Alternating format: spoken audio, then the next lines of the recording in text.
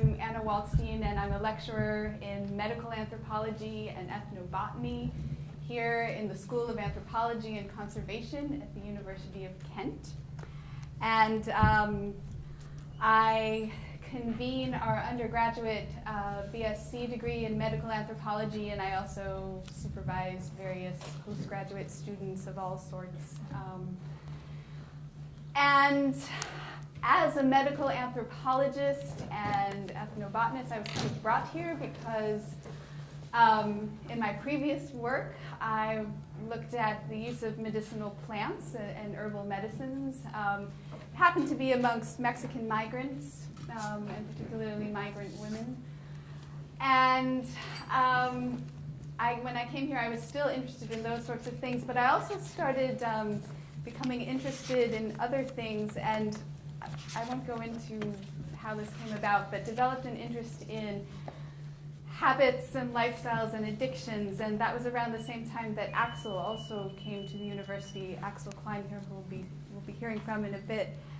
And with Axel's sort of encouragement and various other people involved in anthropology here at this university, I decided to narrow my focus on medicinal plants to one in particular, and that was cannabis in its various forms and names and whatnot. And part of the reason why is because I have a personal interest in it, having spent my entire life sort of in the company of people who, let's just say, had a lot of experience with this particular plant. So it's sort of just a part of who I am. But also, a lot of the issues that I was becoming interested in medical anthropology kind of all coalesced or crisscrossed around cannabis. And so that's what I started working on a couple of years ago, and have written a lot of unsuccessful grant proposals, and hopefully this next one that's just about ready, we're very optimistic about. And that's just sort of the way it goes. When you're a university lecturer, it sounds all glamorous. Yes, I'm an anthropologist and I teach at this university, but that means I don't actually get to do any research myself because I don't have any money and don't have any time. But the one thing I do have are students who I have suckered into this endeavor.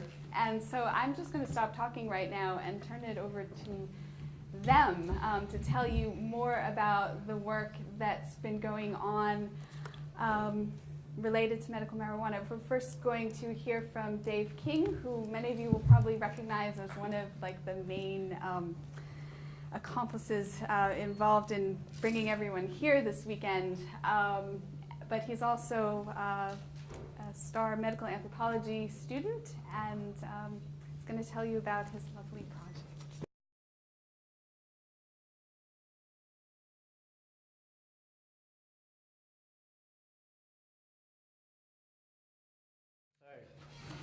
The project I was doing is called A Rolling Stone That Gathers No Moss, which is fairly open to interpretation, but it's been an investigation into patterns of medicinal cannabis use, and also in a broader context, it's been looking at phenomenology of cannabis as a whole. The research I did was fairly broad, but it was limited in my dissertation to medicinal cannabis use. Okay, so there's a lot of anecdotal and ethnographic reports of medicinal use of cannabis, treating an enormous variety of things. The list here I have includes stomach pains, malaria, asthma, fevers, stress, anxiety, nausea, spasms, rheumatism, depression, insomnia, migraines, snake bites, and venereal disease. Not all of these have been tested clinically, but there's clinical research to suggest that it's useful, certainly to treat decreased appetite in AIDS and cancer victims, chronic pain, multiple sclerosis, spasms. Okay, so the effects of cannabis are extremely variable. There's a lot of variation between users, user A might experience extremely different effects on average to user B. There's also extreme variation between uses. If I take I being a hypothetical I, take a certain sample one day and a certain sample the next day, I'm not necessarily going to have the same experience. And there's also a lot of variation within use. You can get two oppositions of the same spectrum within a single use of cannabis. In the literature, the most commonly reported effect of cannabis is relaxation. That's the one that's almost always reported highest. But there's a real difficulty defining subjective effects. You have a lot of studies that use a lot of effects that are sort of synonymous but sort of not synonymous. Where do you draw the lines between euphoria, passive qualities, stabilization of mood, and so forth? It's a kind of spectrum. It's kind of very hard to get quantitative values for this very subjective experience. Medicine, there's also a lot of perspectives on medicine, of course. Does a medicine have to treat a disease to be a medicine? Or can it be used to maintain a state of well-being? There's a big difference between the two. And health can be seen as much more than just biomechanical functionality. As all of us, human beings, can be seen as more elements to us, and health is incorporated in all of those. So it can be seen beyond the biomedical model. Some of the most commonly reported reasons for cannabis use include medicinal, social, recreational, spiritual, sacramental, and habitual. The hypotheses of this study were that self-reported medicinal users would have larger definitions of what medicine was, so that they would effectively select more categories, more effects from a list as ones with medicinal value.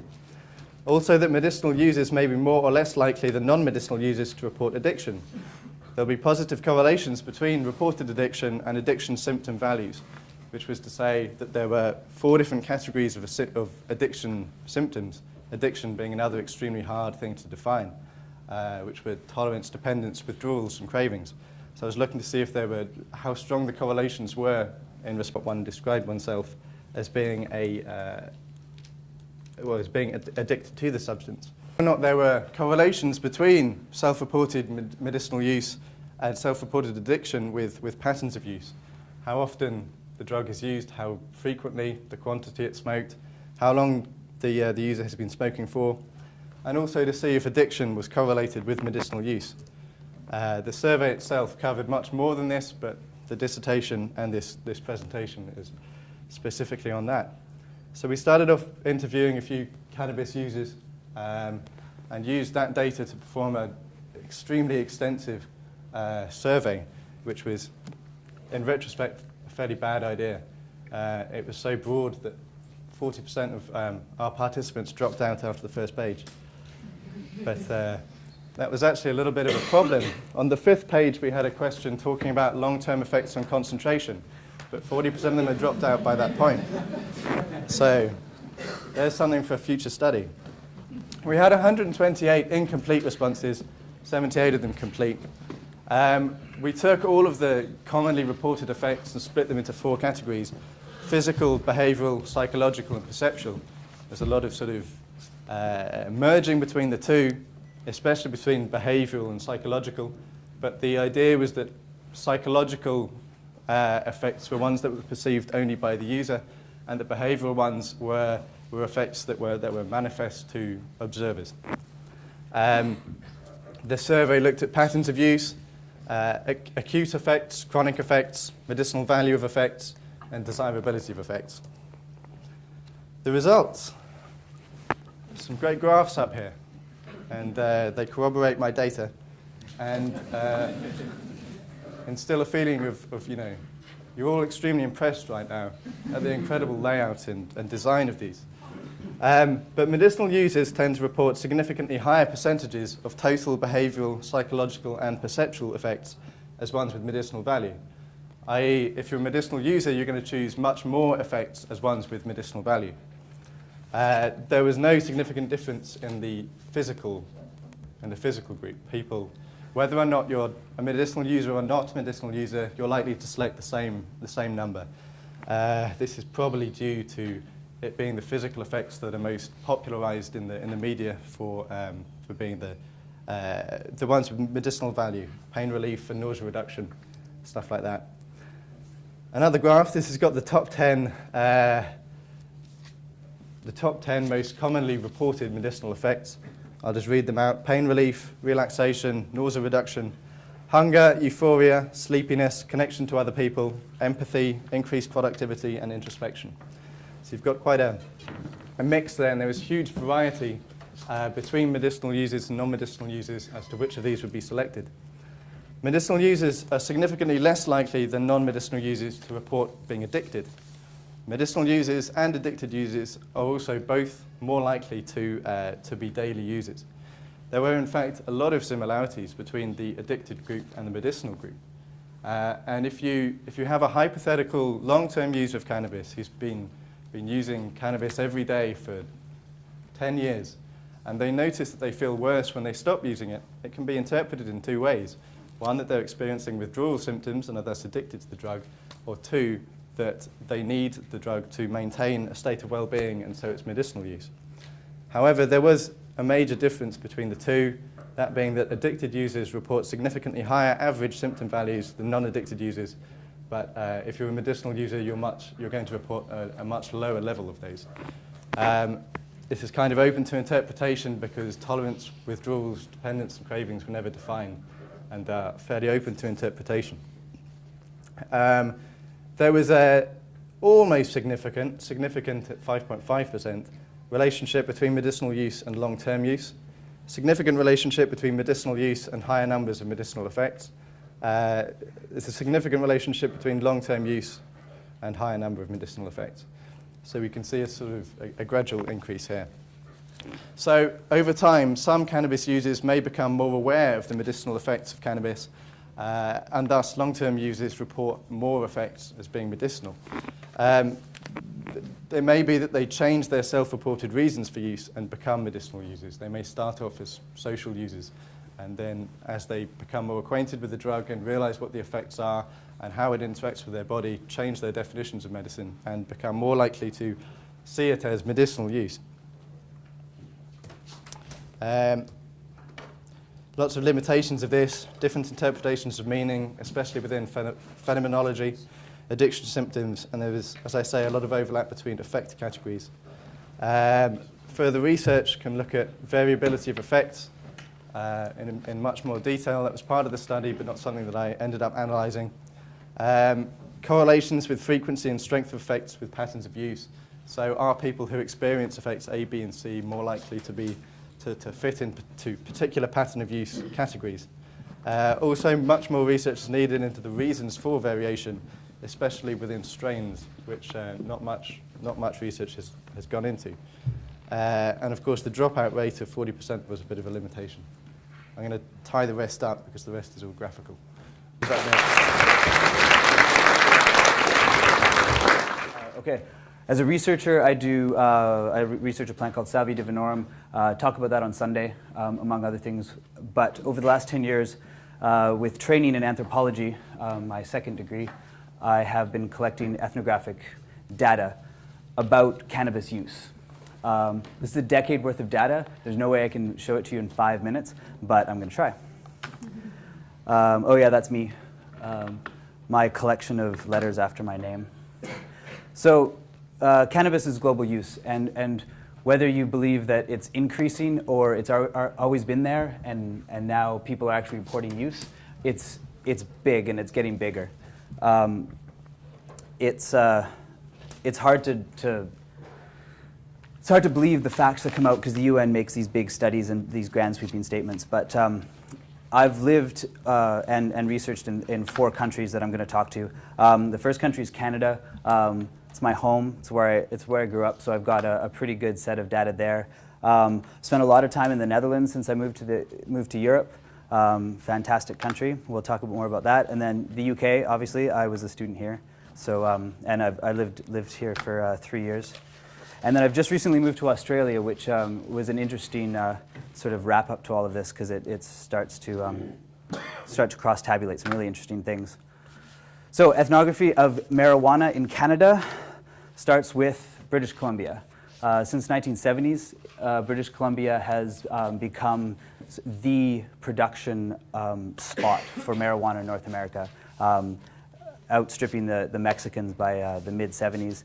High quality, we revolutionized indoor growing, and there's a lot of information and ideas and all this kind of stuff, which I won't get into because I don't have time.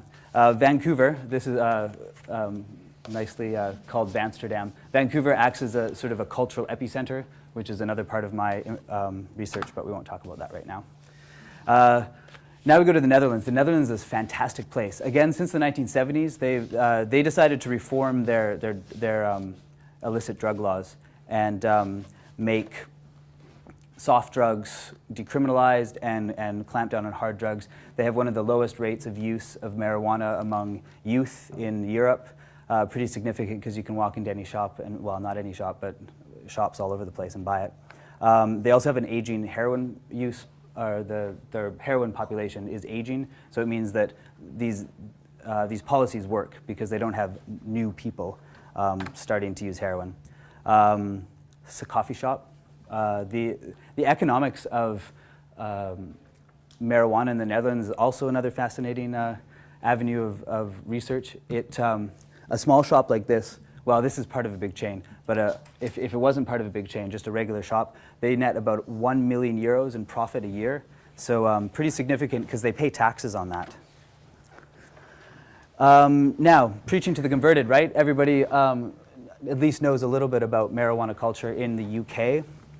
1960s, we all know about Howard Marks and all that kind of stuff. Limited domestic market. I know that there's going to be some people in the audience that are actually going to disagree with me, but the domestic market here hasn't been really established very well. Most of it's import. That's all I have to say about the UK.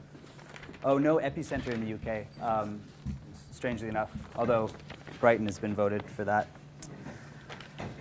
Australia. Australia, you can grow really good marijuana. It's close proximity to Asia. They've in New South Wales, where I live, they had the whole Age of Aquarius thing in the 1970s. Everybody moved up to Nimbin, and some people, well, everybody farmed. Some people farm marijuana. They grow really good stuff there. Now, the sort of epicenter there is Nimbin, which is a small little one-street town in northern New South Wales. Great place. They host a few events there. Mardi Gras is coming up soon. Okay, what do we? Oh, I'm not going to talk about that yet.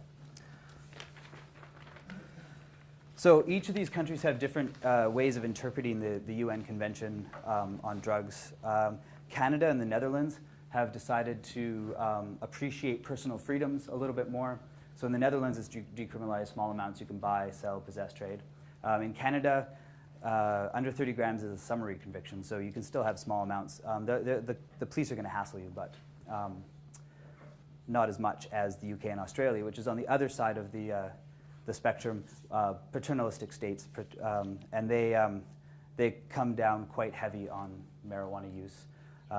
Just recently in Australia, there's a whole bunch of roadblocks going up to Nimbin. They're searching tour buses, and they have customs agents out. So the political attitude towards this in the UK and in Australia is far harsher than in Canada and in the Netherlands.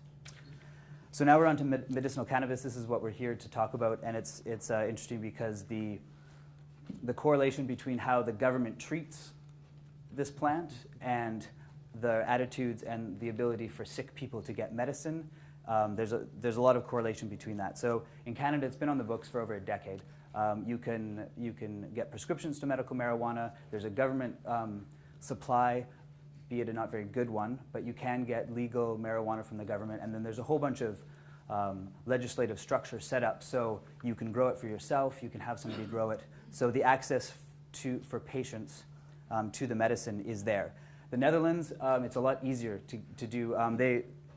They pioneered compassion clubs, and they've got a really large medical marijuana infrastructure, but they don't really need it because you walk into a shop like Damprig and you can buy whatever you want.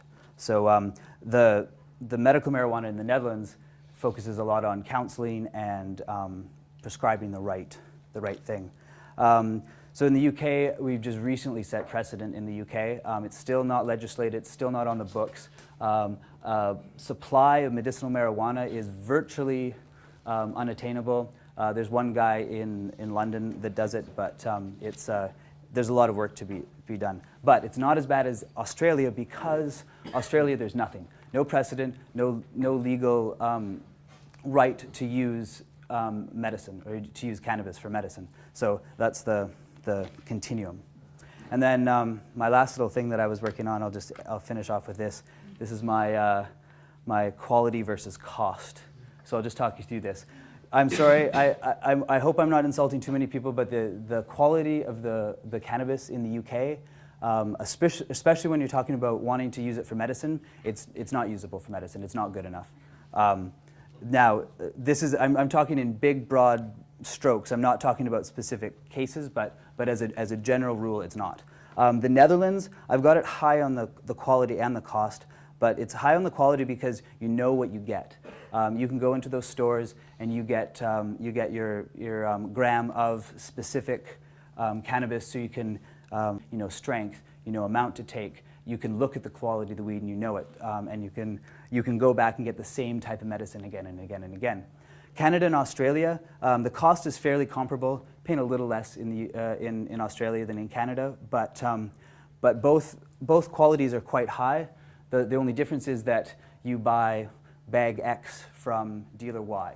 And so you don't, the dealer can tell you all he wants what it is and wax poetic about its virtues, but the chances of you getting the same stuff and standardized stuff again and again and again is more difficult, therefore more difficult to medicate yourself. And if you want to know any more about this, just grab me afterwards. I can talk for hours about this, but I'm going to end there. Thank you.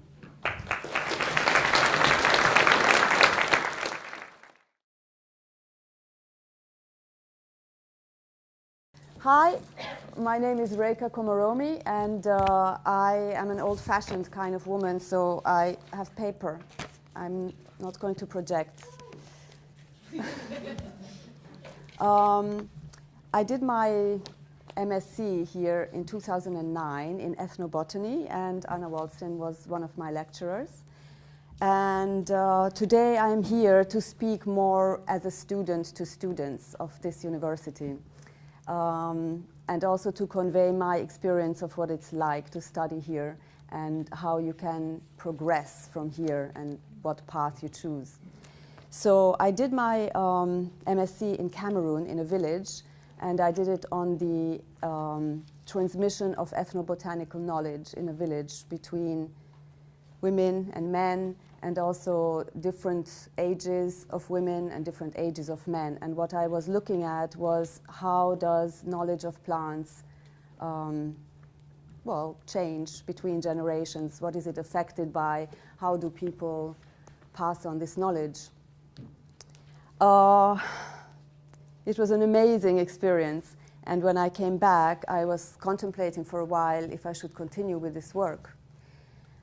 Well, there were several pathways, and one of them definitely I owe to Anna, that she didn't let go of me and encouraged me to stay on this academic quest, was to look into cannabis, because cannabis is a plant, cannabis sativa, cannabis indica, the herb, marijuana, Santa Maria, ganja,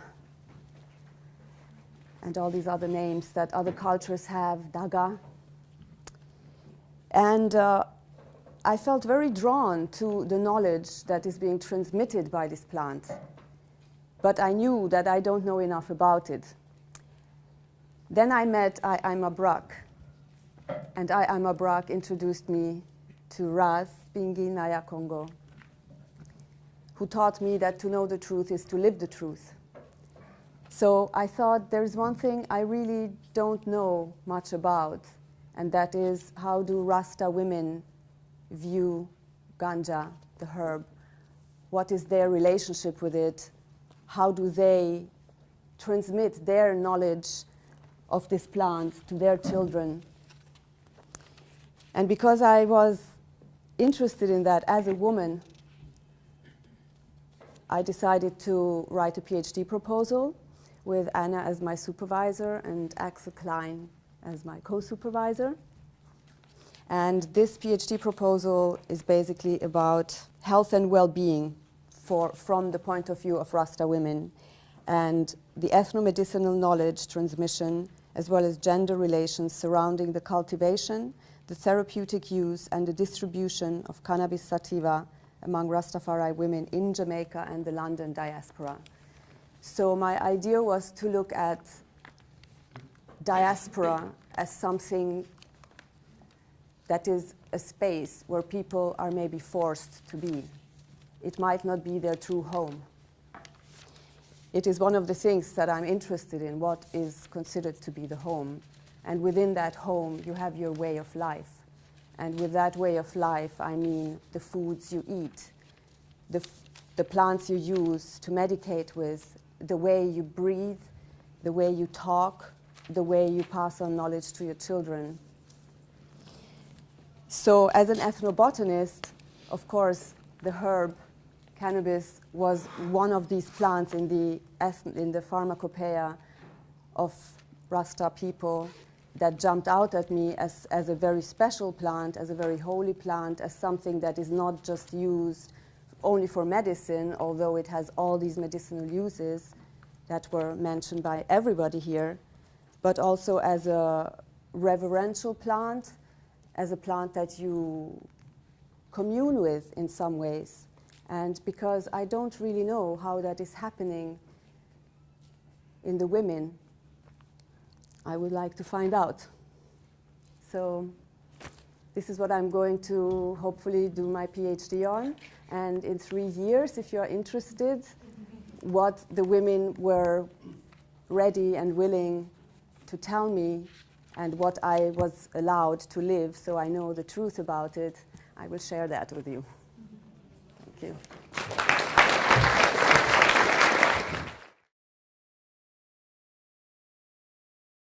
So my dissertation was about the social perceptions of drug use of young people in Canterbury. The social role of a drug is something culturally constituted, and my dissertation considered those drugs, which are usually thought of as recreational in our society, though they may of course play therapeutic roles in an individual's use. My main goal was to see if there was a major discrepancy between students' social perceptions of drug use and that of official policy. As effective drug policy will need to take into account the social reality of drug use amongst young people to be effective. The reason for me doing my research was that there seems to be a disjuncture between the social reality of young people using drugs without feeling that it is socially harmful and official policy on the matter, something that is quite concurrent in political debate about the matters in wider discourse. My research of drug-related academia showed it to appear to be principally founded in engaging the harmfulness of drug use in society and how to deal with the consequential deviant behaviour. The major trend was of academics advising government policy to incorporate a wider social perspective on drug users, namely their family background and socio-economic position. Cannabis use in particular is neither generally regarded as actively deviant, nor in many instances seen as detrimental to either society or users. In order to test this, I convened some focus groups of UKC students. On the basis of our discussions and my research, I designed a questionnaire, which I then gave to over 100 undergraduate students, which provided a large enough sample size to get a gauge of student opinion across the whole of the university. So I asked students about the amount of drug education they'd received, which drugs they or people in their social group regularly took, and some questions about their social perception of different aspects of drug use. And I tested 2 hypotheses in order to do this. The first one was that students at UKC believe the enforcement of laws and drug regulation and prohibition used in the Canterbury area are based primarily upon being seen to be socially responsible. And the other, more specific to this current discussion here, that students at UKC believe the motivation behind the reclassification of cannabis in the UK from a Class C to a Class B drug was due to political reasoning rather than being evidentially based. Now, in terms of what I found out, the results of the questionnaire showed that students mostly received drug education between the ages of 12 and 16, with many more students reporting having received education about the negative health effects at school rather than other aspects of drug education such as education about safe usage of such substances, which obviously can give certain biases in the knowledge people obtain about these things. So in terms of the major trends that emerge in what students said, the most commonly used drug amongst students was cannabis, with over 50% using it at least once a month. 10 to 20% of students regularly used other illegal recreational drugs, such as cocaine or ecstasy. A majority of students did not think that it was reclassified on evidential grounds, have more accepting views than when they came to university. A majority of students do not think it was reclassified on evidential grounds, do not have more accepting views than when they came to university, and do not agree that the reclassification of the drug has led to fewer students using it, which again is socially indicative. Another point which is illustrative of the wider points raised. The majority of students also thought that alcohol was a more dangerous drug than cannabis, though they neither thought that tobacco was more or less dangerous than cannabis. There was also one negative side effect that was conclusively drawn between students, which was a majority of students knew people who have had problems with memory and motivation due to use of the drug. So I've also conducted tacit association on the results. And the results rejected the first hypothesis and supported the second. The results were not necessarily unexpected. I mean, to say anecdotally, though obviously remaining neutral on the subject as a researcher, that students may well, if they have normative drug use, have negative views as to current government official policy, it wouldn't be too much of a surprise. Though I think one of the most major things I found in my research is that in order to change opinions on any concrete grounding, evidence, of course, is required to, across, as we'll see, on a range of subjects that give a full view of the issues involved. And this research, I had, though contextual to a limited case study due to the remit of the study, provides useful additional evidence on social perceptions of illegal recreational drug use, illustrating that there is a difference between theirs and that on the part of official policymakers, and that the conclusions drawn may hopefully provide useful insights for more socially adaptive policy formulation in future. And I hope that's given you more insights as to what students think about drugs here. Thank you.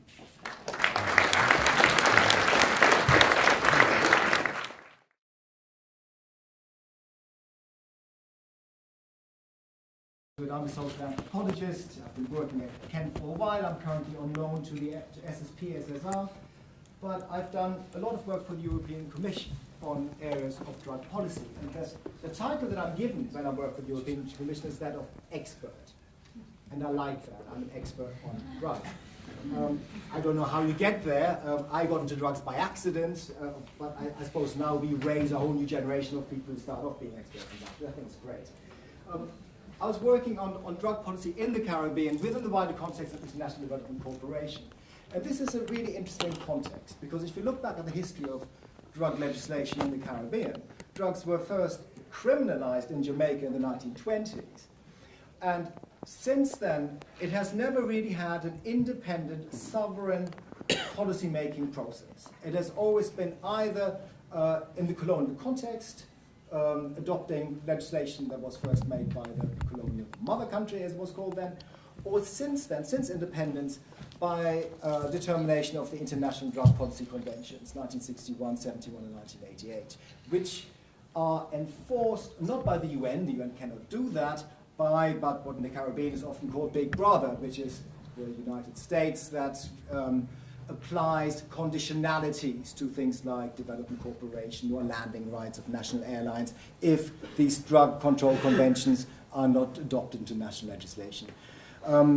In Jamaica, there was a very interesting process about 10 years ago called the Ganja Commission, which had a wide consultation of what should we do about ganja, cannabis, and many people were asked, and people were often sort of said, well, we are not sure. There's a wide divergence of opinion, but there was a general consensus that nobody should go to prison for smoking cannabis.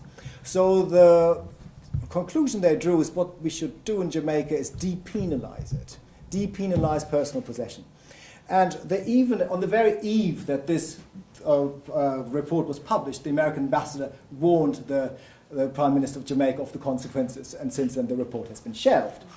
The European Union, incidentally, is not entirely innocent either. It's also aid conditionality to incorporate these drug conventions. But I think this idea that countries make drug policy that is that meets cultural expectations, cultural mores, and also the social and public health needs of the situation. I think this is something that needs to be pushed and pressed all the time, because it's one of the, I think, urgent policy dilemmas of our time. And why cannabis is important, and why the idea of medical marijuana is so important, is of course because according to the international classifications by the World Health Organization, cannabis doesn't have any therapeutic medical benefit. And it's quite different, for instance, from the opiates. Morphine is recognized as an important medicine for pain management. Cannabis is not. And there is a strong resistance by organizations like the International Narcotics Control Board or the United Nations Office on Drugs and Crime to accept and change the boundaries that there is a medical benefit for cannabis. Because once that is recognized, the idea of shifting cannabis out of an illicit drug into a medicine subject perhaps to controls like prescription drugs would mean or anticipate the entire collapse of the drug control system. Because cannabis, even though nobody is too worried about the consequences of cannabis use, is the thing that holds it together. At the Commission of Narcotic Drugs, which took place last week in Vienna, when people talk about the global drugs problem, and they talk about 200 million drug users globally, they said they justify their existence by saying this is a very big problem. Of these 200 million, estimated 180 million are cannabis users. If we take them out of the equation, we're left with something that is a minor medical problem and would not merit having international conventions and agencies that are dedicated to fighting this particular problem. And hence, the medical marijuana debate is one where there's a lot of strong political resistance, which is, I think, largely motivated by institutional self-interest rather than by a sort of a sober assessment of what the adverse health consequences would be, even though I think they're legitimate concerns. And this is why I wanted to sort of now start the sort of the Q&A process, because I think it'd be good to have more people sort of contributing to the discussion. And I wanted to ask the speakers a couple of questions, and then I thought maybe Anna could come in later and collect more questions, unless she disagrees. But my first question was regard to our Rastafarian brethren. And this is because in Rastafari, I had lots of discussions with Rastafarians in the region, because we have this dichotomy between ganja on the one hand, which people say is not a drug, it's also quite prevalent, and where it's damaging. And when is that? When would it be inappropriate to be using ganja? When would it be damaging? Would you ever be on the platform saying, for instance, you should not take ganja in these circumstances? Because this is a discussion I always wanted to have with the Rastafarian community and never really had a chance to. Because I think people very often get defensive and say, no, we have to defend ganja at all costs, because this is the principle we stand by. And I think one has to have either even more nuanced sort of approach would be good. And also talking with Rastafarian on more on the theological side, because I always find that interesting, is the use of ganja as a sacrament. What is the point? Because I understand, the wine in transubstantiation turning into the body of God. What happens? Is this the same when I take a puff of weed? Does it turn into Christ inside me? Or what is the purpose of ganja as a sacrament? And the other one was, my other question was to Ian Casman about when you're talking about the quality of ganja in the UK, I think many people were really offended by this. They might agree that the quality leaves much to be desired. But if you say that it doesn't have any medicinal benefit, then you sound like the Crown Prosecution Service. Yep. And it is almost judgmental, because surely people must make a judgment for themselves what is good or not good for them, or what the therapeutic value is. And if you come and say, well, it's so bad that it can't be any therapeutic value, you seem to be making a judgment. So these are the sort of questions I wanted to ask, and I thought maybe then we could... I think you can use urban dosages, like medicinal prescription, according to how your experience from smoking it. some people can't take more than two pull, and they feel that vibration, that elevated vibration, or they feel like they are, you know, having some change feeling, which is connection still, but it's how they relate with it. And I've experienced where you have strong, strain potent herb that gives you, you know, a vibration that you might see colors, or you might even get dizziness, like you see difference, like you standing there, you see school for 10 years not smoking herb. And I was smoking cigarette, you know, being in Jamaica, smoking Marlboro cigarette, my friend and I, you know. And one day a virgin came to me and said, yo, take a pull off of the herbs, man. Love the cigarette, leave the cigarette and smoke the herb. And from that time, I've never get that feeling again from herb. Smoking chalice now, blazing chalice. So I think at different stage of your life, you might not be able, and some people with certain condition might not be able to handle the herb. So I would recommend you use it, you know, only for spiritual vibration within Rastafari. There's Rastafari who don't smoke the herb, but they drink it, or they like to be in an environment where you can inhale the herb and all that thing, you know. So it's not something that you use either a cultural thing or a thing to do with Rastafari, where you have to smoke it Rasta. You're a Rasta, that means you smoke the weed. But you respect the herb, or you sort of using weeds, dog weeds, I think that is not good. You respect the herb and give reverence to the herb, you know. So you treat it and you won't denounce it or discriminate against it, other Rasta, you know. You might not smoke it, but to support it, and you will advocate for the legalization, and for those who use it, to use it. Driving?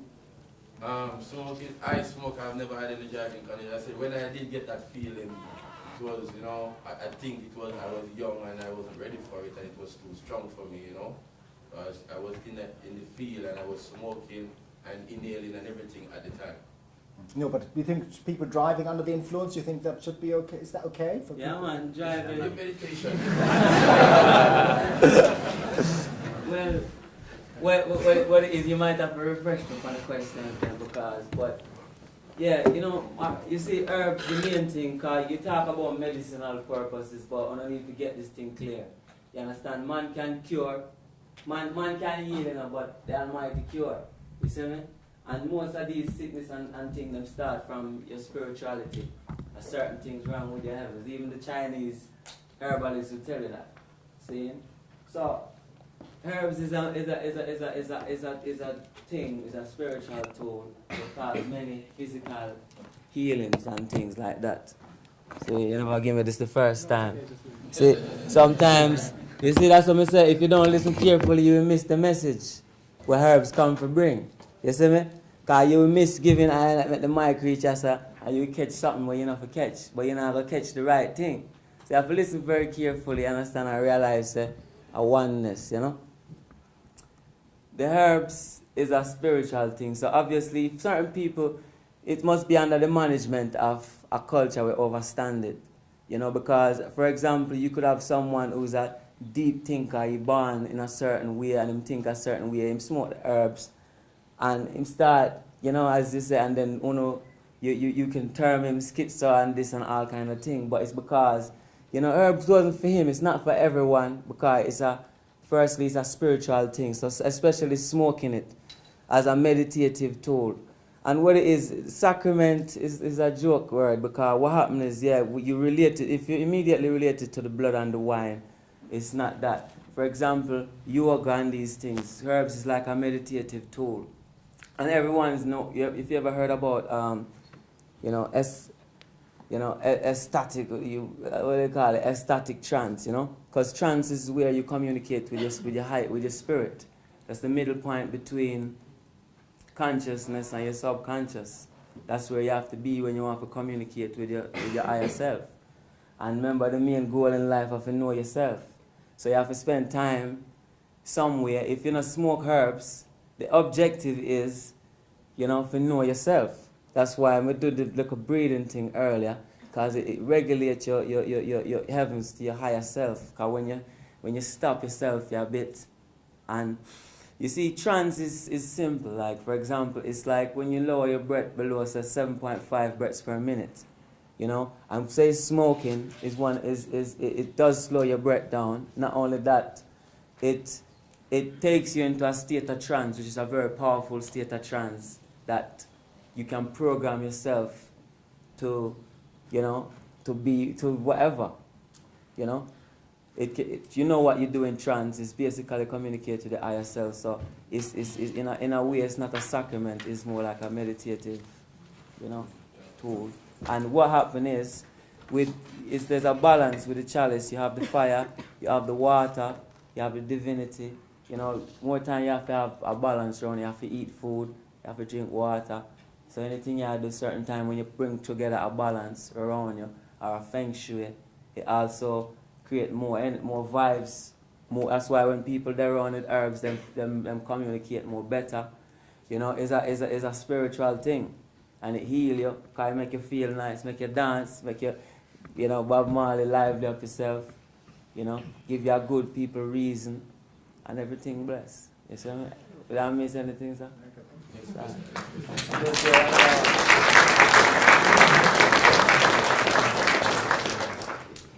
It is very, very, very difficult to get quality cannabis in the UK. And okay, you can get it. But it's okay. So the other 3 places that I live and I research in have very, very high quality. So it's a relative thing. I'm not yet. Anyways, I'm not in there with my science testing and looking at potency and all this kind of stuff. That's coming. Wait on that. If you have cannabis and you're using it for medicine, it's going to be beneficial. My really big point, though, that's really important is that the more you know about your cannabis and the higher quality your cannabis is, the better the medicinal effects will be. So if you go into the drugstore and you buy the knockoff Tylenol from wherever, from India or China or wherever they make it, or you get the super high quality stuff that your doctor has made himself, there's going to be a difference in there's going to be a difference in the medicine. Anyways, that's what I have to say. Yeah, the quality is not good. Can. What do you mean by quality? I mean, okay, well, give me some clue to what you mean. Okay. There's so much different things available. Yeah, no, you're absolutely right. And I mean, I've seen cannabis from Thailand and from Jamaica, and it's been grown out in the sun and organic, and it looks really nice and has a really nice effect. I've also seen stuff literally that's laced with glass. This is, unfortunately, it's not a myth. It actually does happen. And they actually lace it with some sort of sharp, sticky bits. Because the white bits then make it look like it's got resin in it, instead of just growing it properly. And that's the other. I have a bit of a complaint against the growing industry in the UK as well, because they're not it needs a lot of work. Let's just put it like that. So.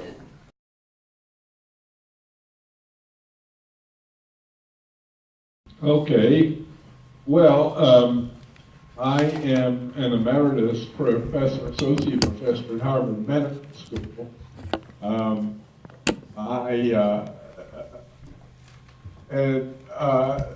was on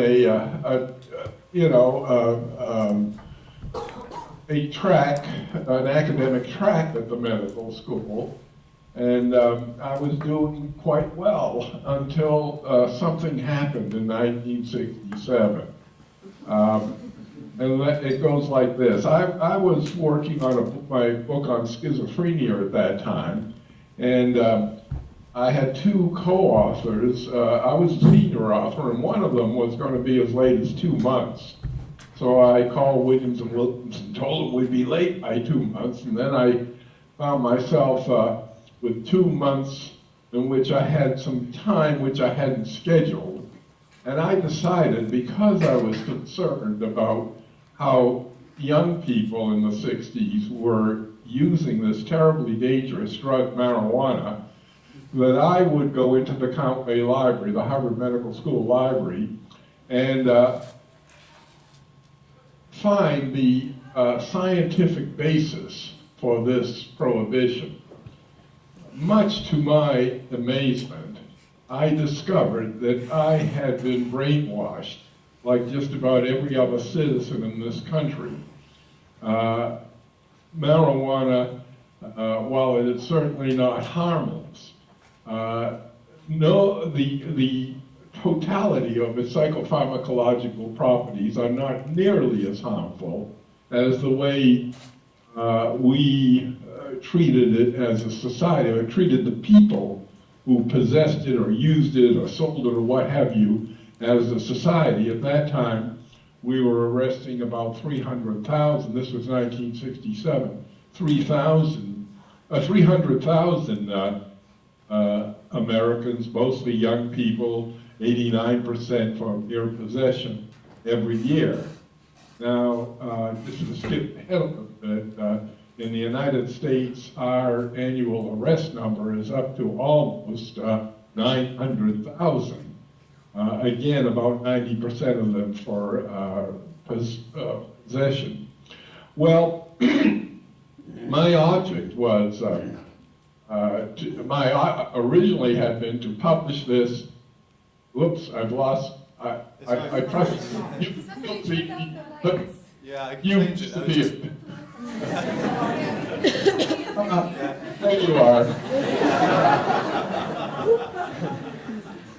I thought perhaps you've all gone outside to have a little smoke. So.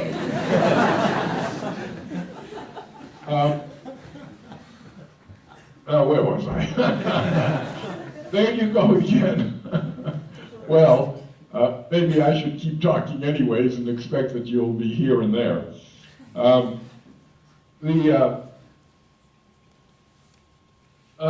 Let's see, where was I? I was talking about how, yes, and my original plan was to try and publish this scientific basis for this prohibition in a vehicle which would be accessible to young people. With my epiphany on marijuana, I didn't know whether it would be published at all, because in the United States at that time particularly, if you had something to say about marijuana, it better be on the negative side. Nonetheless, it was published as the lead article in Scientific American, and with that, that created quite a stir. My wife and I were listening to the radio, the news at 11 o'clock one night, and heard about this Harvard professor who says that marijuana isn't all that dangerous. Amazing, amazing.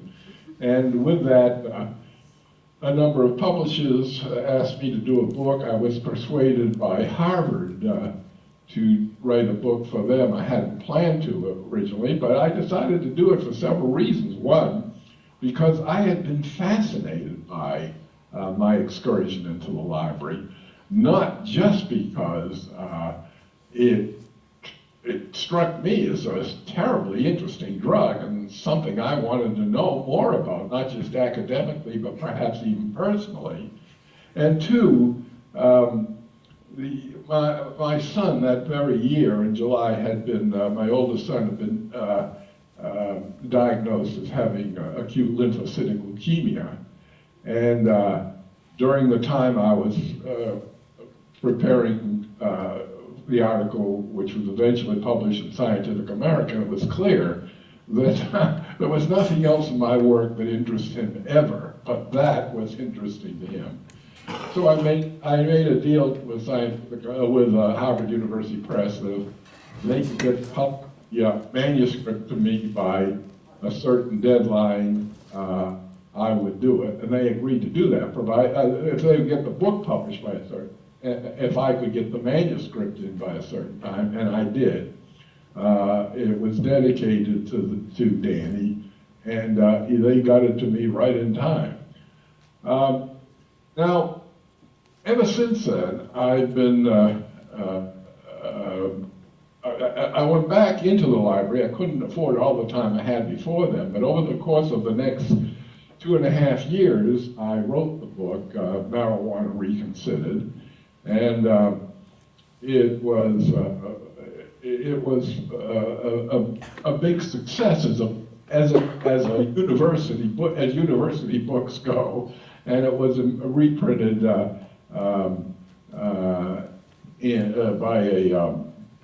a paperback, a Bantam press as well. So it received a lot of attention, and I was so, at that time, so convinced that this was just, as the Schaefer report in 1972, the Nixon Commission report, called it a signal of misunderstanding. And I saw that as being the case, that it was simply a misunderstanding.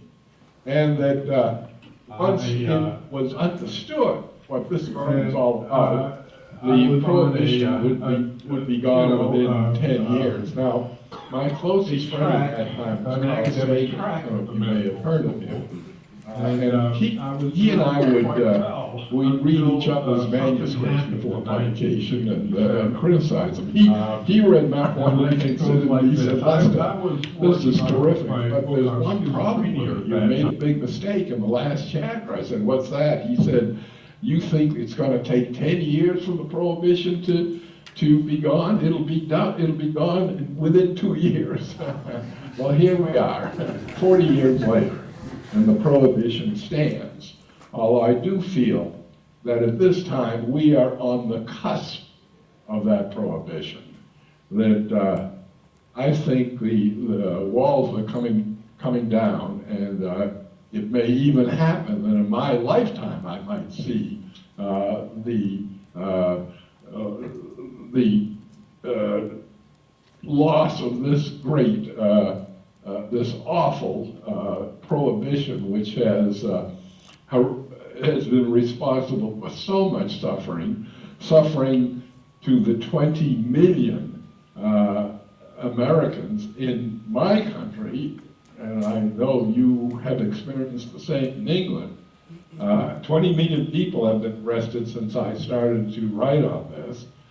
And,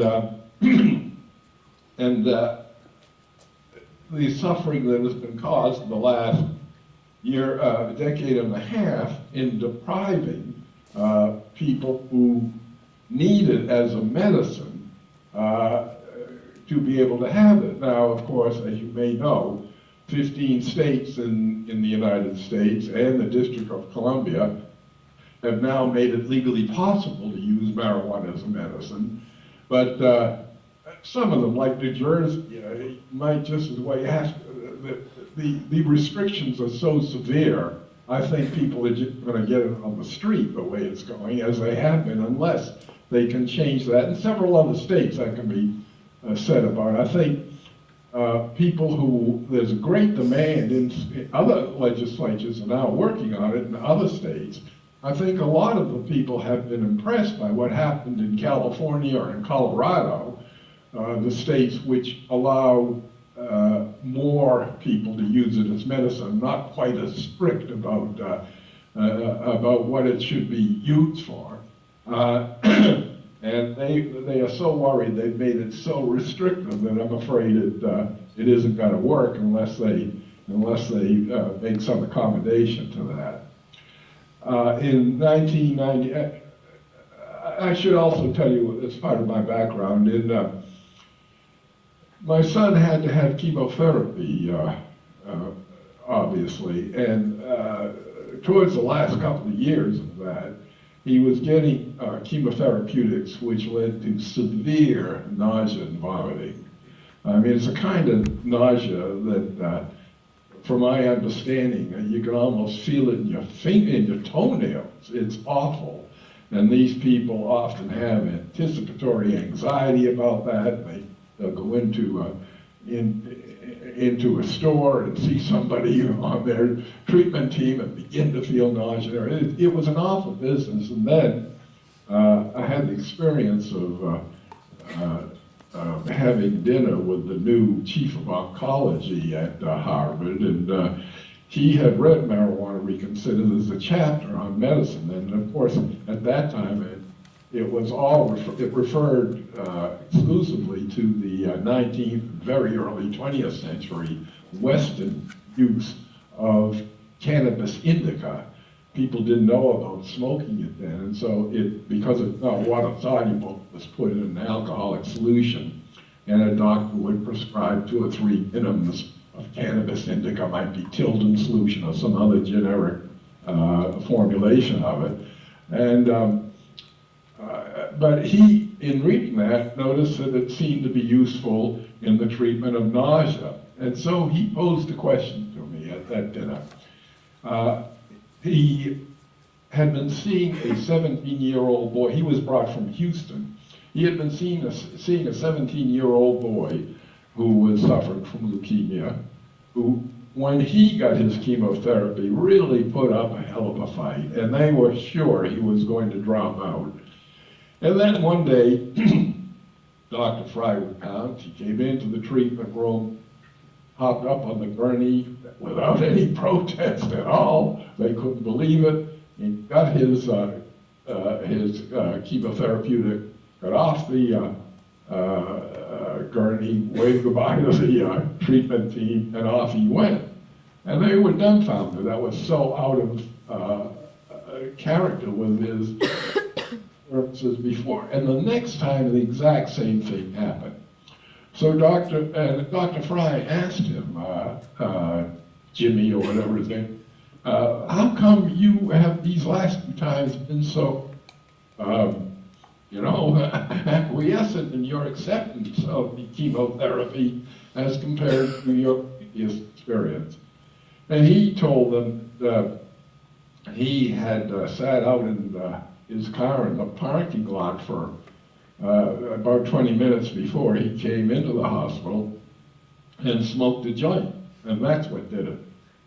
So Dr. Fry said to me, is there any chance that this is true?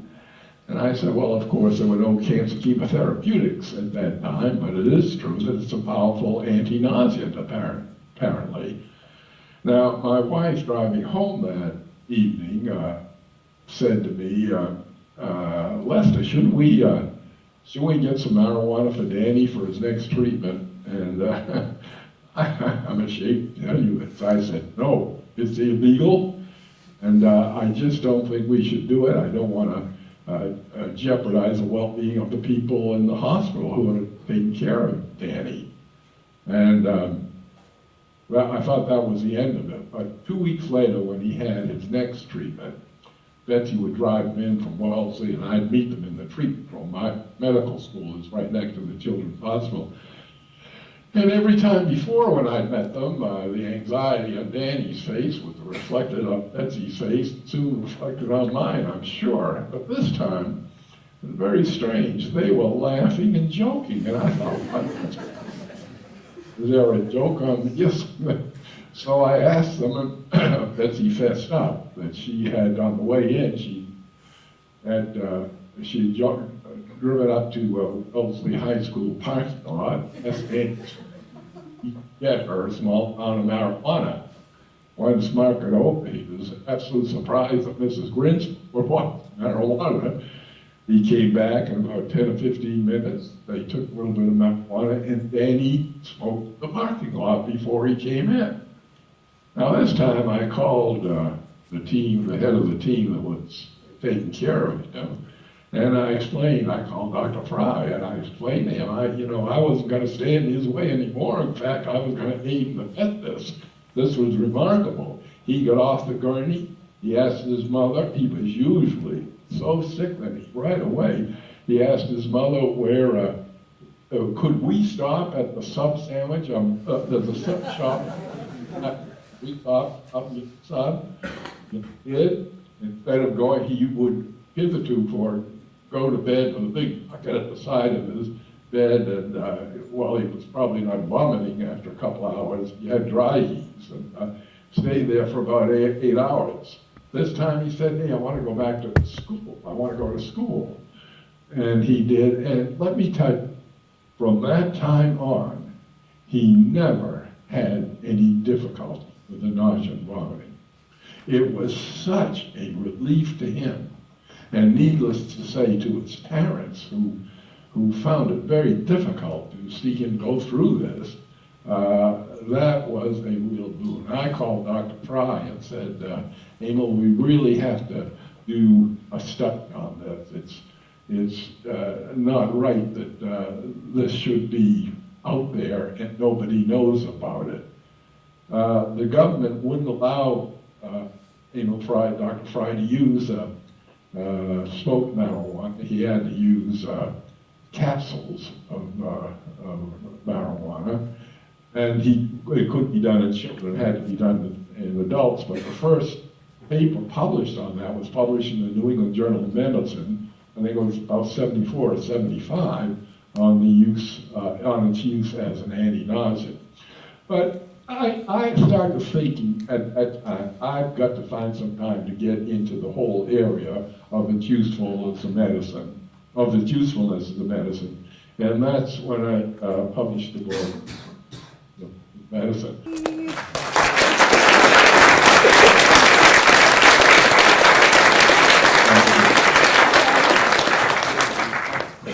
Lester, hi, it's Rick, and I have a question for you.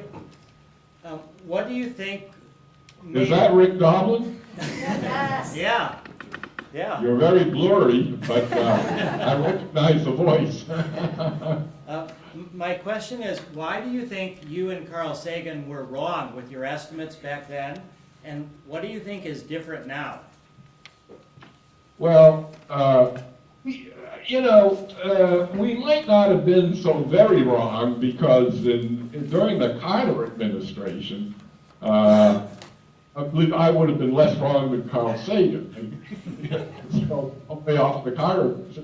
It looked as though it might, Dr. Peter Bourne, and he saw that there was something wrong about the prohibition of marijuana. But then, along came the Nixon, and things went downhill from there. Now, it's hard to say why all this happened, but there was a historian. I think he was an Englishman by the name of Charles Taylor, who wrote a book. The title is Extraordinary Popular Delusions, and he talked about such things as tulip mania in 17th century Flanders, where people came to value tulip bulbs at $3,000 or $4,000 a piece. And the whole economy was becoming a bartering thing with tulip bulbs. And the whole thing was threatening to fall down when it finally was overcome.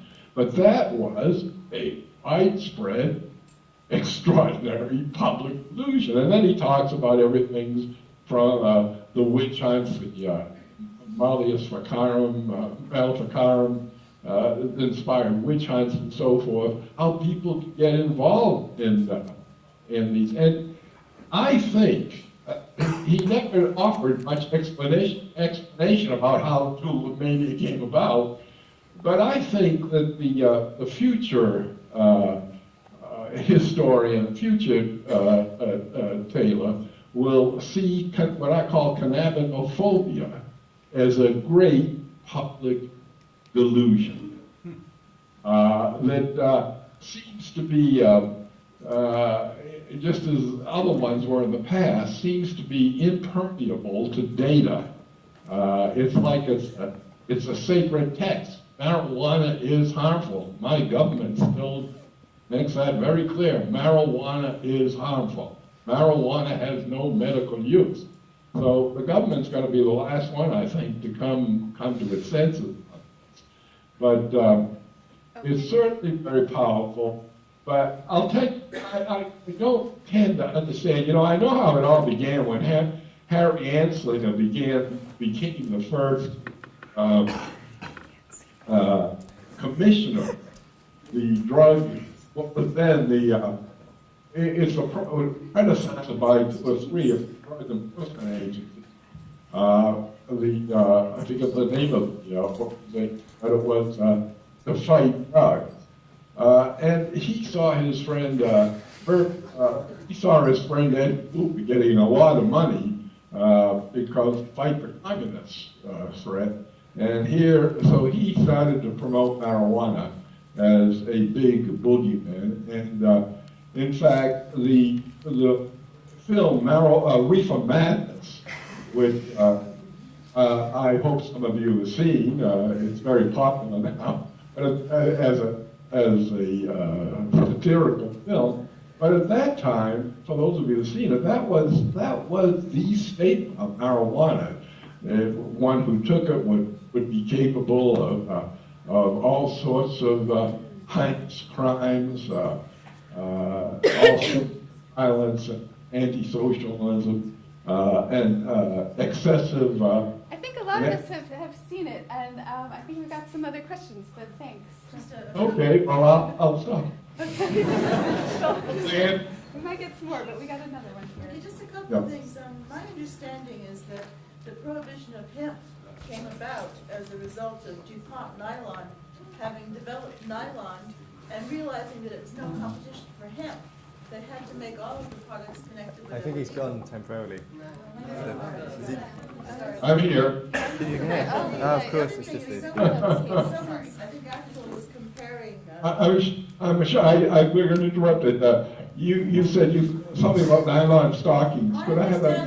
My understanding is that the person who worked very hard for drug prohibition in the United States, following on alcohol prohibition, was a person who was married into the DuPont family.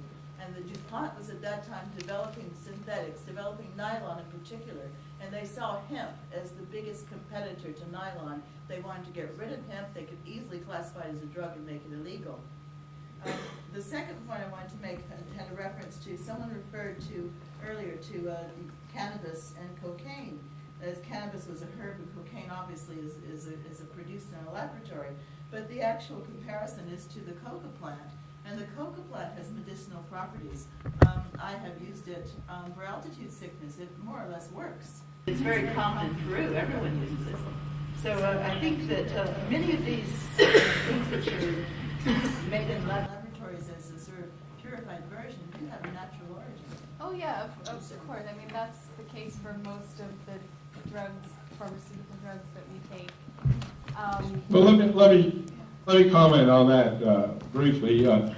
Let me start with the cocaine first. Cocaine comes from a plant called Erythroxylum coca, which has 6 alkaloids, and the indigenous people for thousands of years would chew cocaine. Actually, it isn't chewing. They take a wad of the leaves, apply some base material, and then suck it. And it would be really equivalent to our having a cup of coffee as a stimulant, and they do it 5 or 6 times a day. No big deal. They also used it medically a long time ago, as revealed by some archaeological evidence. It got into trouble after 1890 when it was the one drug that we now call cocaine was separated out from these other alkaloids. And purified cocaine is quite different from the way people have used it comfortably, including for altitude sickness in the mountain people there. And then once it was purified, it caused a lot of trouble. I worry about the same thing here. You know, the laboratories are now, marijuana is a cannabis, whatever you call it, in its natural form, is a remarkably safe substance. Nobody has ever died from it. Now we have dronabinol, which is the same 21 carbon molecule as the THC, the naturally occurring THC, but the US government supported a small firm by the name of Uniden, pharmaceutical firm, to develop this as a synthetic. It's exactly the same molecule, and the government moved it now as a synthetic to Schedule II, so physicians could now prescribe it. in fact, it hasn't worked as well as the government had hoped. The government had hoped would be able to say to people like me, well, we now have a cannabis medicine which anybody can get through his doctor. The fact is, I've yet to meet someone's going to pick that up. I've yet to meet a patient who has had the opportunity to use both herbal marijuana and dronabinol or marinol, who finds that the latter is a better medicine. The major reason that drugs like that marinol and Sativex are used now, they're both inferior to whole smoked marijuana or vaporized marijuana, but they are used because people are afraid of the law. Now, one more point about getting into the laboratory. You know, some years ago at a symposium in Cologne, Raphael Mahula and I were having lunch, and he told me, you know, the drug he called HU211, which then went on to become, what was it called? Well, I can't remember what its proprietary name was a perfectly useful, we thought, analog of a cannabinoid, THC.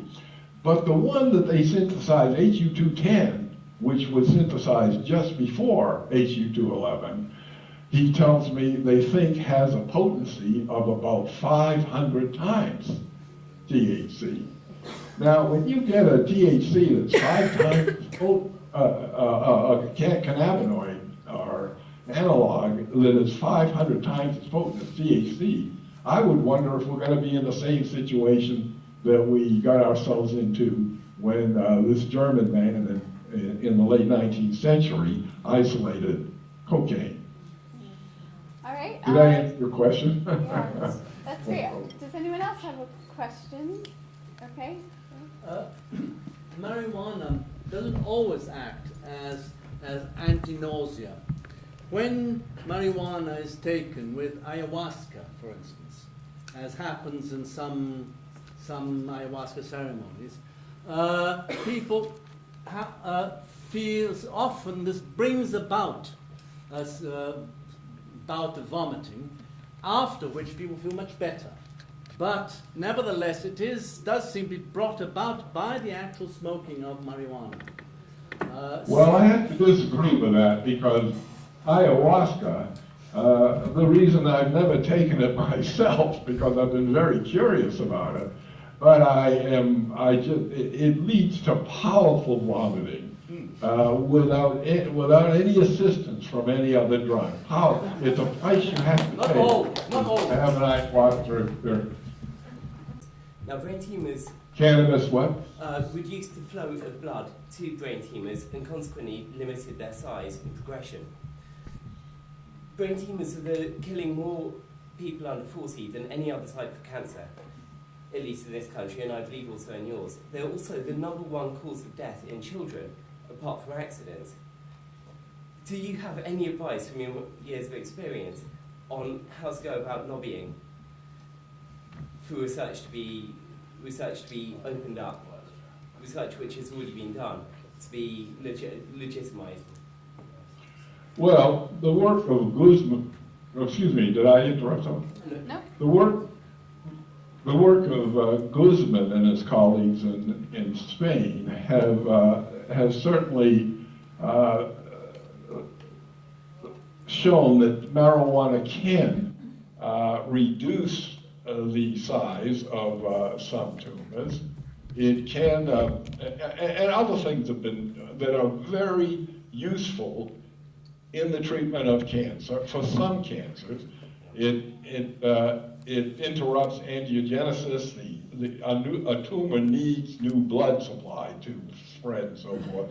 It slows that down. It enhances apoptosis, which is the term for cell death. It enhances apoptosis, presumably more so among the cancer cells than any other, than the normal cells, but one cannot say that it cures, it's a cancer cure. I have been concerned about that. I have been very involved in, if you will, promoting marijuana as a medicine, but I am also concerned about overselling it. We don't have to oversell it. It's an extraordinary medicine for a whole bunch of reasons, which if you're interested in, I'll go in later, but you probably know. But you can't call it a cancer cure, because people who get cancer tend to get, and understandably so, very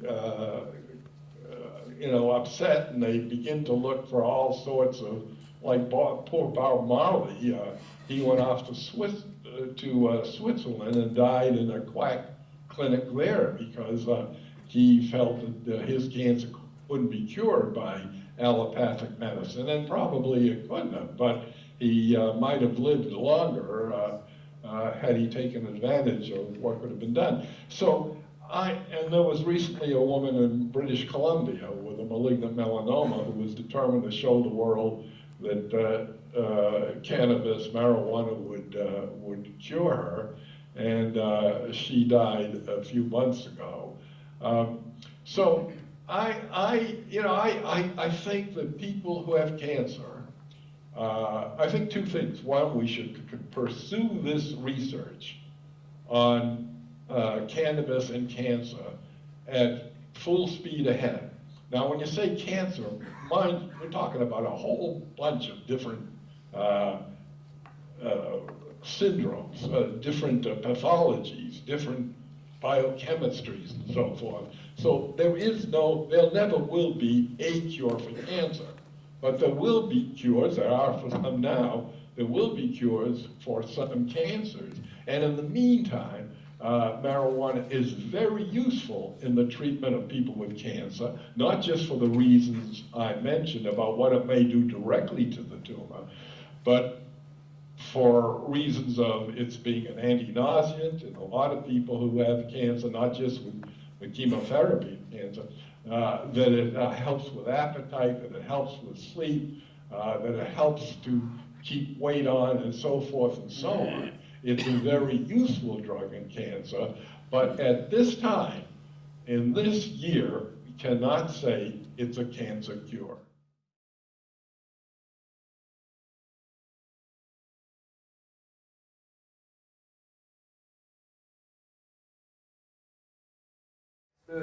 Like spirituality meet the science, and it's good. When you come, in our culture, when you come and meet someone, you have to always give them something. Always when you go somewhere, you must bring something to someone, So, and one of the best things you can bring, you can give people gifts and stuff, but one of the best things you can give is a ISIS, is a prayer, or a meditation, or a way of it. Increase your heights, your consciousness, these kind of things. So, we, Lions Den Farm, I am a Brock, Bingi Kongonaya. We give thanks to life. I will say Haile Selassie, Empress Menen I, rule the earth, Rastafari, ever living. And we say greetings to you all, and we wish for you all, and we have a chant for everyone. Like inner peace, for blessing, for guidance and protection, for joy to you all. This is what we wish for everyone in here. And with that energy, therefore, so we just bless this one, yes? And then, hold on. But we want the item to join in a meditation. In fact, that's the reason why I'm here. Because, alright. Let me see let me explain how I'm wanting to join in and participate. Right? Alright. Yes, as I said, medical workshop. Healing, herbs is for healing, meditation, and therapeutic reasons. That's how we use it very intensively. Yes. We get, alright. Yes. Well, I think everyone probably heard about it. I'm living proof that herb work in all of those areas I spoke of. Healing, meditation and therapeutic reasons, you know? So I can verify certain of those aspects. I was fly through quick. I had asthma, meditative reasons, you know. On the Sunday I'll be talking about the mechanisms where, you know, of smoking, you know, the process from consciousness to reaching that subconscious or the higher self or the higher mind. You know, we are really in the mind still. I can verify therapeutic aspects, pain relief. Most people can as well, you know. Well, let me tell you a story. There was once a king, you know, who was 225 descendants. His name was King Solomon. And when he passed away, you know, them say 40 days after that, they find some herbs, some tree on him grave, you know. So whether you believe it or not, it's just a parable or a saying or a story that make you know, say, herb make you wise. So, anyway, yes. As me say, I think someone said to me how herb should be smoked as well. And I just say, well, you know, herb should be smoked natural, you know. Why fight? Watch out again. So, alright. Somebody did ask me how herbs should be smoked. You know, I think the herbs should be smoked by, you know, a man who know what he's doing. You can't have someone smoking. I'm going to cook some flour today, just before I come out. Because you have to eat flour before you come out, flour and these things, you know, to keep it strong. Sorry? Yeah, well, the drum is... No, the exercise. The exercise, yeah, the exercise.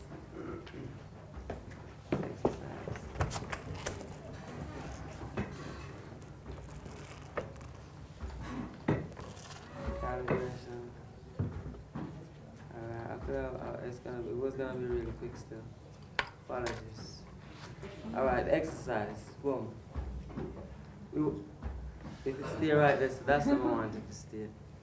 Escape out of that, right? Just wanted to stay for a while. Alright. You know, alright, if everyone, this is the posture, if we want the item for this is what was coming now. You know, can you just hold a meditation in order to pass on this greatness, this oneness? Just, you know, hold a nice posture. You know, no slouching thing, because when you're breathing, you want your breathing to kind of, you know, you want everything to do the proper way. You don't want a hunchback or nothing, because your back never meant to be straight. The late empresses know this, but guys always slouch. So when you have your, and what it is, we're gonna nurture the oneness. We just started some drumming and we were singing I, meaning that we're all one. It's the connectedness between all, you know, spirit, just like breath. So we're going to breathe in, out, you know, in, out, yeah.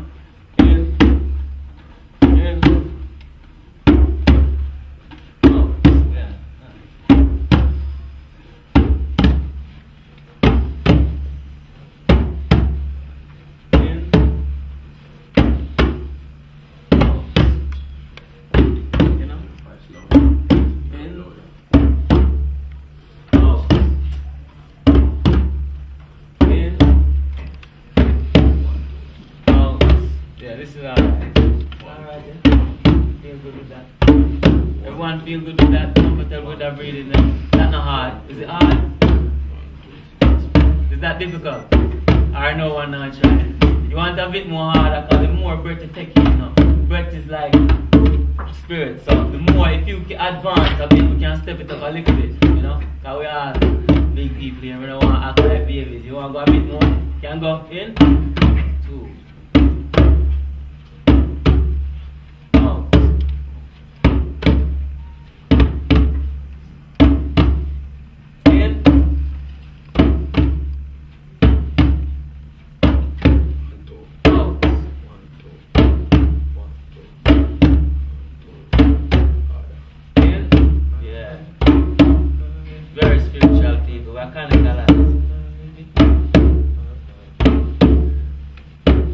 And there's a word power which across many cultures, which is the ong, or the ong, or the ong.